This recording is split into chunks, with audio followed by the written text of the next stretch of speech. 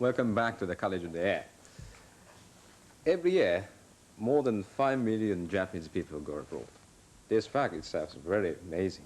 But more importantly, many people have the chance to be associated with the different culture. And then these are not just chosen people, but almost all on the everyday basis. That's a quite amazing thing. So, speaking of the culture, I think that the anthropology is a special branch of discipline to study the culture in a very extensive and systematic way. Today's guest is from Britain, and he is an anthropologist from Oxford. At this moment, he is now a visiting professor at the Keio University. And also Dr. Andrew Duff-Cooper. Welcome to our programs. And you read the philosophy and the sociology when you were undergraduate, and then you went to the anthropology for the graduate work. That's right. And then you went to the Leiden University to study more specific area of the anthropology. To prepare myself really for going to Indonesia. Indonesia, yeah. So you did the field work in Bali. That's right. Well, not in Bali actually, but on Lombok with Balinese people. Lombok is the next island east from Bali. And then you came last year? That's right, at the end of August. August, I see. To Japan. Yeah. This is your first time in Japan? That's right. And very nice too. Yeah. I'm quite sure that you have read a lot about Japanese culture and anthropological work, also non-anthropological work, but like a sociology or psychology or economist. But how do you feel now? Like, this is your first time in Japan, and you're as an anthropologist.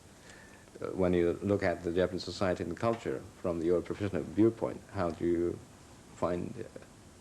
Well, I have to say, first of all, that my speciality isn't Japan, and secondly, I'm only learning Japanese, so I feel a little bit timid about saying anything. I suspect that it's not right, in a way, to talk about Japan just shortly like that. I'm looking forward to going to Tokunoshima, one of the islands to the south of Okinawa, and I gather that one of the interesting things about that is that it is in many, many ways quite different from what happens, for example, in, as it were, mainland Japan. So that those real differences are, in fact, extremely important. So in that sense, I'm not sure that there is a Japan per se. But naturally, any foreigner living in Tokyo is, in a sense, doing field work. Yeah, that's right. He's living with closely, more or less closely, with Japanese people. And in my case, I work at Japanese university. I come into contact with Japanese academics and so on. Yes. And every day there are many things that one has to think about. And so on. So, but when you engaged in anthropological work, what sort of discipline, what sort of perspective you have to look at society? There are many other perspectives, say, for example, the sociological viewpoint or the psychological, or how the anthropological viewpoint or the perspective differ from other perspectives? Well, I have to say, first of all, that the kind of anthropology that I've been taught to do is not generally accepted as mainstream anthropology. I have to say that. I think that one ought to emphasize as well that there are different kinds of sociology, different kinds of psychology. The kind of anthropology I'm interested in is essentially an empirical philosophy that has to do with the study of humankind. It has a history that goes back, well, you can go, of course, to different places, but if you make it sound as grand as possible, you can go to Herodotus and the skeptics and so on, or Montesquieu. In that sense alone, I think that anthropology is quite different from sociology. Sociology, perhaps, well, go back to Kant a little bit further. Again, with psychology, there are connections with certain kinds of psychology, I think. The psychology of, for example, R.D. Laing in Britain, as was, is in a sense quite similar to what the kind of anthropology that I try to do, which is essentially to grasp imaginatively the experience of certain communities of people. So that in a sense our data are different from the data of sociology, which either concentrate on what I take to be extremely trivial problems, like, for example, how many caravans are owned by a certain number of people, to use a British example. And also the kinds of ways we go about collecting our data are different, I think. Obviously, the data of the psychologist are gathered in different way from the way in which sociologists gather their data, which is very often through questionnaires and, as it were, external observation and so on. The kind of anthropology that I do requires people to go and live for as long as they possibly can, as closely as possible with a community of people, and just to live there.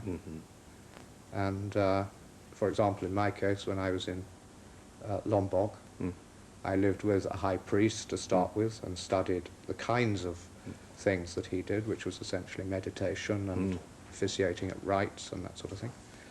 And later moved into a village of mostly farmers, and there I tried to do things like build houses, work in the fields, climb coconut trees and so on. Would you like to do the same thing here in Japan? Well, it's a similar sort. One tries. Of course, in Tokyo, in a sense, it's much easier. It's like living in any big city in some ways. And I quite like that, I must say. I think Tokunoshima will be slightly different. It's really different. But also, in Japan, there's a big emerging study area called urban semiology or something like that, or some people call it urban anthropology or urban history. They're trying to understand not the culture in the remote area, but to look at they examine the urban daily, what called vernacular landscape of our daily lives. I think it's quite interesting topic to discuss, because a lot of young people are interested in anthropological viewpoint and also look at the cities as a cultural object, and then try to interpret the cultural signs and the symbolic meanings of these landscapes. I think it's Tokyo is one of the hot current topics of this area's studies. I think, how do you look at the city of Tokyo as a cultural object? Yes. I have to be honest that sometimes I have to pinch myself to remember that I'm actually in Japan, in Tokyo. As far as semiology goes, I must say I don't find a lot of attraction in the work, particularly of the French semiologists. I mean, I think that actually is another way in which anthropology differs from sociology and psychology and the discipline you mentioned. I mean, the real question is, what do you do with all the things you find out? Now, I think the first thing you can do is simply to write down as faithfully as you possibly can what you found out. And I suspect that that's the most difficult task, actually. Trying not to distort what you've seen, trying to, in some sense, keep yourself out of the way, though naturally everything is filtered through the individual who's actually done it. It's a very difficult balance to draw, I think. Then what do you do? I mean, you can present somebody with 500 pages of very close description, which is actually quite interesting for some people, but a little dry for others. And the real problem becomes, how do you relate all this that you found out about one place to what you know from the literature about other places? And clearly things like the English language concepts, marriage, kinship, descent, family, and so on, won't do. The problem is that, I mean, they are specific to a particular linguistic tradition and so on. And this, of course, is Professor Suzuki Takao's thesis, that, for example, to talk about Japan, it's inappropriate to use an English word like family or descent or whatever. And there are different ways of getting around this problem. My view is, or at least it's a view that I've taken up from my teacher, well, is that one has to rely essentially on formal concepts like symmetry and asymmetry and so on, which seem to work in the sense that you are able to reconcile disparate aspects of a particular group of society, and that they are, of course, abstract enough to be able to allow you to deal not only with Bali but also with somewhere, for example, like Japan. Yes, when you came, you've been here about 6 or 7 months now, and gradually you're finding out this sort of deeper structure or deeper meaning of the everyday life here in Tokyo. So could you give us some concrete example you found it very interesting, or something you were interested in say 6 months ago, but now you can find different meaning of the things you used to be interested in, something like that? Yes, I mean, again, the kinds of knowledge I've had are through my own personal experiences. I am very interested in the way in which, for example, senior people and more junior people are supposed to behave one to the other. I mean, this is not original. Many people have talked about it. But it is fascinating. It runs counter to everything that I've been taught in Britain. For example, a person in my position is supposed to be almost silent when sitting with a senior professor, of simply to say yes and so on. The whole process seems to be one of, as it were, pushing the junior person back into himself, whereas the whole experience of British education is to draw the person out. That in itself is a real difference and a very interesting one, because it, on the face of it, seems to run counter to enormous success of Japan in some ways, yet a whole generation is kept silent. What is going on? For example.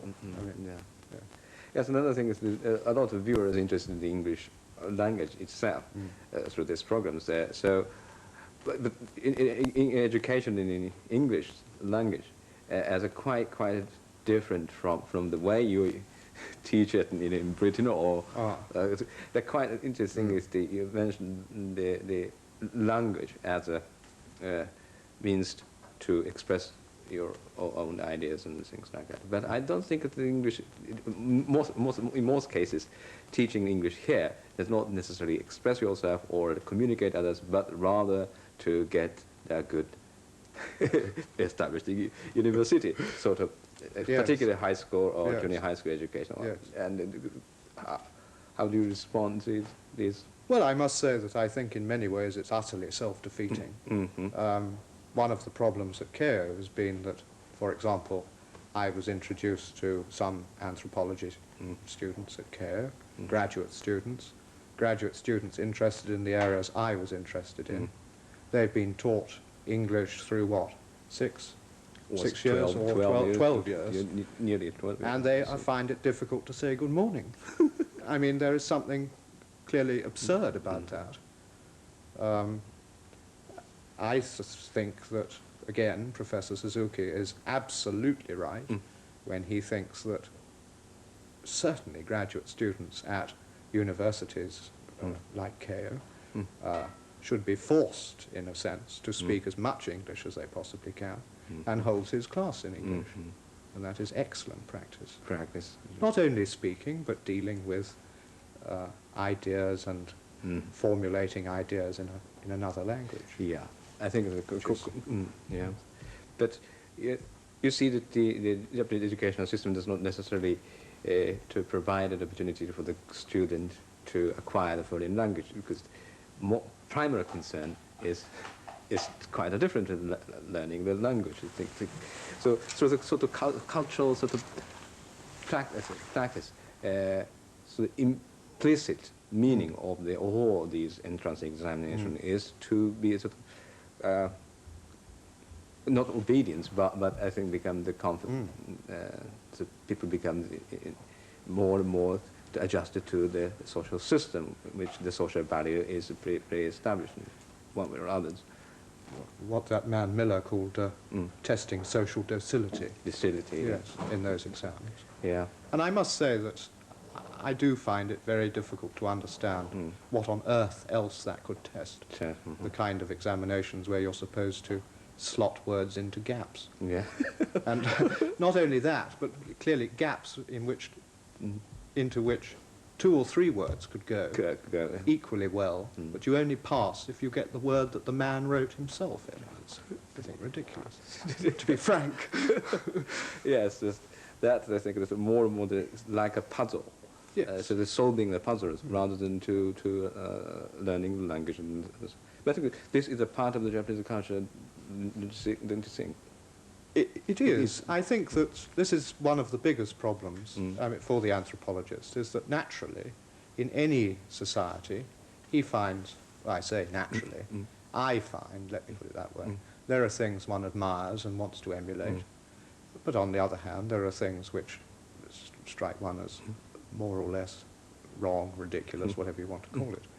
And I'm afraid that the Japanese system of teaching English to pass exams to get into university strikes me as one of the more ridiculous things in Japan. Yeah. But there are many things. Many things, yeah. Yes. But as I've come across them. Yes. So one of the difficulties to understand the foreign culture is to find out the sort of counterpart. People tend to understand something unfamiliar with regard to something you're familiar with. So to try to understand something through something you're very familiar. So, but we often find that no counterparts between two cultures. So in order to get into acquire the meaning of this culture, you have to go inside rather than staying on outside. So that being outside is sort of limits to understand.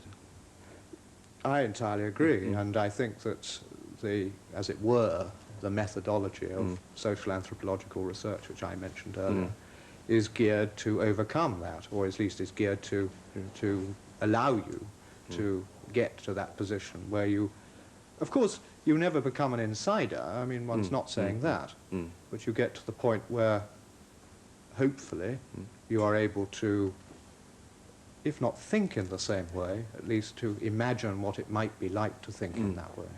And that's, of course, not a matter of anthropology or anything else. It's a matter of sensitivity and imagination and the sorts of things which generally are associated with, I suppose, novel writing and that sort of thing. Yeah. But I think it's you're right. These days, a lot of the philosophically concerned social scientists began to realize the universality is not just single, say, the scientific universalities. Say that 20 or 30 years ago, a lot of the social scientists interested in universality in terms of the scientific objectivities. But now, I think the one you mentioned, the sensitivities, the capacity to understand others, is a more almost or universal phenomenon all over the world. So put the basis of the universality in not different ground. And I think the anthropology is one of the most promising areas because they are concerned with people and society and the cultures. Not all of them.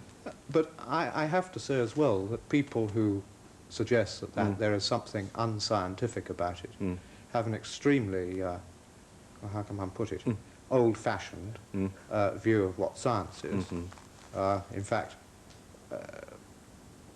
my impression is that many, many natural scientists now recognize that the kinds of operations that, as you were talking about, that operate in the so-called social sciences, imagination and so on, are actually the same kinds of things that operate in the natural sciences as well. That's right. The kinds of argumentation that we use, that is more or less correlative or causal, equally in the natural sciences, causal reasoning and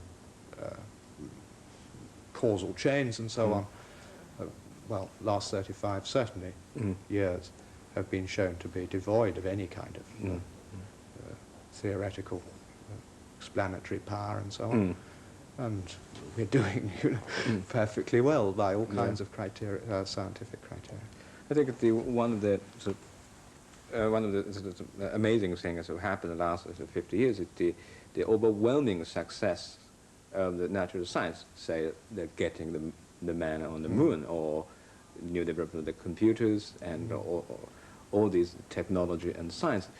So people believe that it tend to take the science as a sort of objective world. It's true because of this scientific knowledge we can get the man on the moon, but at the same time we have to have the other dimension, like psychological or the cultural experience that does not count be the measure like a machine. Yes. I think there are 2 points one could make about that. I don't want to argue with you, but I think one can question whether or not the natural sciences have been wholly successful. I don't think the development of nuclear weapons, for example, can be counted a success. Something of the reverse. But I don't want to give the impression that social anthropology in particular is not in a sense objective. It's as objective as many other subjects, in the sense that there are certain things you cannot deny. For example, in Bali, when you offer somebody something, you do it with the right hand, you eat with the right hand, and so on. You use the left hand for other aspects of life. That is, as near as damn it, an objective fact about Balinese society. Anybody who goes there can verify that. And to a greater or lesser extent, many, many, many of the data that I came back with could be verified. And if that's the criterion for objectivity, then those are objective facts, social facts. But an interesting is if you live in within the context of the one culture, you can't find such an objectivity. Often these are taken for granted, and it's a part of their sort of unconscious. They never constitute a problematic elements of their daily life. But suddenly, social change, particularly dynamic change of like industrialization, for example, suddenly change the strong tie with suddenly the certain elements which used to be the taken for granted elements become sort of problematic elements of their lives. Then suddenly this is the structure of our society. One thing is it's often said that the last thing the fish find at water probably the same as the one society. If the everyday environment, probably it's extremely difficult to find. One question I ask you as an anthropologist: what is the last thing the anthropologist will find? The last thing. Last thing, the most fundamental, so that it's a part of the. I don't think you'll find anything that's ever certain. Certain, yeah. Not really. Yeah. So, what are you going to do the next year and a half? You stay in Japan and then do some research on. Yes. Well, I'm looking forward to finding out more about Japan and learning some Japanese, getting to know more Japanese people and so on. and perhaps of staying on a little longer. But again, there are many, many places and so on one would like to go to see what comes along, really. Yeah, I see. So, okay, so would you comment on some of the cultural experience, what's going on in the cultural scene of the Tokyo? Well, there are certain areas which I prefer going to rather than others. You're talking, I suppose, about, I don't know, places like Harajuku and so on.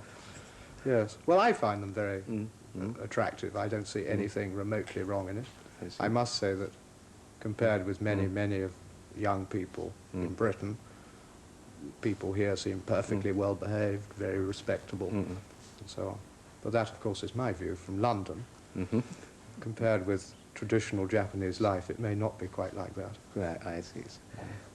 But I think the pop culture is becoming more and more universal in terms of their material similarities, and on the other hand, the folk culture is becoming more and more invisible or decline, but anthropology is a great advantage to be in there, and it's a part of your work. Yes. Hope you enjoy your stay in Japan and then very fruitful research here. Thank you very much for coming. Thank you very much indeed for inviting me.